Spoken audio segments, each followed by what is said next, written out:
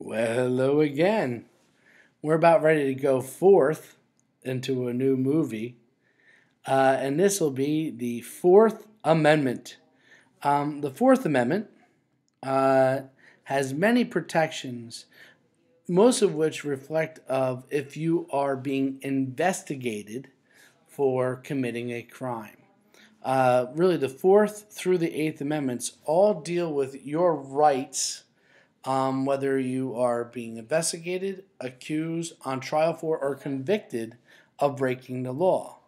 Um, and in many ways, are the framework in which we secure that you are innocent until proven guilty. So let's move on and look at our objectives. First, by the end of this movie, you should be able to explain what habeas corpus is or due process is, what your due process rights are. Um, Secondly, another big element of the Fourth Amendment is the idea of probable cause. And lastly, the idea that the police, if they want to search or seize your property, need a warrant, a written permission from a judge.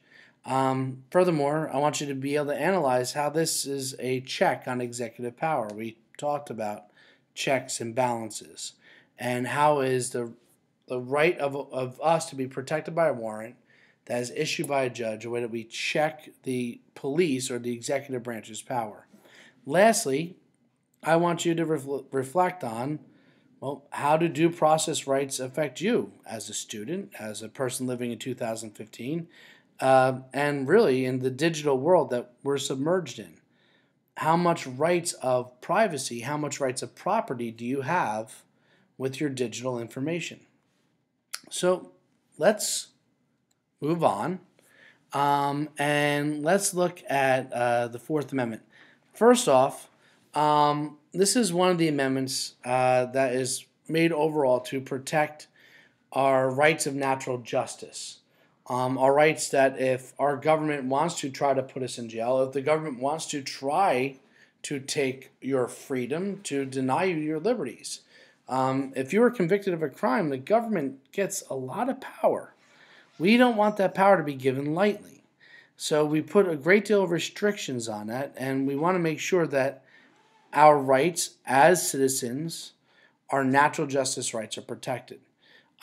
First and foremost, we don't want the government just to any time to be able to arrest us without reason, to search our property without reason, to seize, to take our property without reason.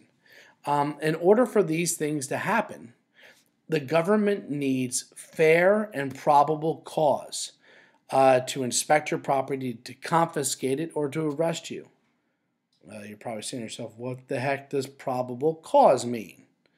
Okay, so it means that they have to have reasonable grounds, reasonable argument that there is a crime that is obviously taking place.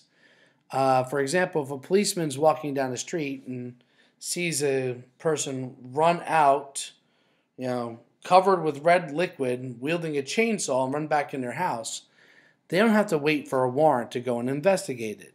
There's probable cause that a crime is most likely being committed. Now, is it possible that there is no crime, that somebody filming a movie or doing performance art? Of course it's possible, but it's very probable that a crime is being committed. Without probable cause, without it being obvious that there is a crime that is actively being committed, the police need a warrant. They need to go and ask a judge for permission to go and search your property. Judges don't give warrants lightly. Usually the police have to approach a district attorney, a prosecutor, to show that they have enough evidence that most likely they feel that if they search the home of somebody or search the property or arrest somebody, they'll get more evidence to be able to securely prove that this person is breaking the law. A prosecutor isn't going to go ask a judge every time there is a request for a warrant. and judges aren't going to issue them. The judge has the power to act as a third party. They are not part of the police. They're not part of the prosecution. They're meant to act as a referee, protecting we the people's right of natural justice and protecting the government's power to investigate and stop crime and secure domestic tranquility. So a judge will go and look at the request, look at the evidence, and decide if it's warranted, if it's allowed, if it's permissible for the police to enter your home, to seize your property, to arrest you. That word warrant means permissible. So once a judge says, you know what, I think it is warranted, and they sign over and they give the police the permission, they have pretty expanded powers. They can go and bust down your door if need be, if you won't let them in. They can go through and tear up your house, your property, your car if need be. They can really dig through to find the evidence that they're looking for. A warrant usually gives the police specific evidence that they're supposed to be looking for.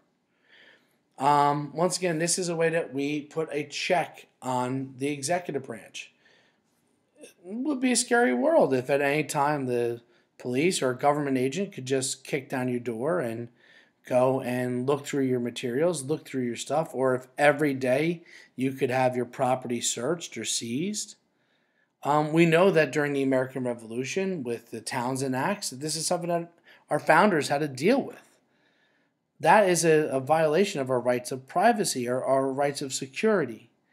We want to make sure that if somebody's property is going to be violated, if somebody is going to be arrested, that there is probable cause or it is warranted. So judges are the referees who make sure that this happens. So we get it when it's dealing with the police or other government agencies. So let's now apply this to your life. The Bill of Rights protects your right to unreasonable search and seizure of your property. Do you think that the Fourth Amendment should apply to your property in school?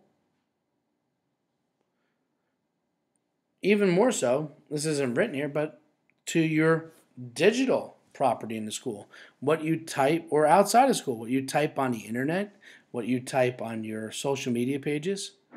Should a teacher or a principal have to apply for a warrant to search your backpack, your purse, your locker, your Facebook page, your Tumblr? Should they have to act in the same accord that other government or policing agencies would have to if they're investigating the possibility of a crime?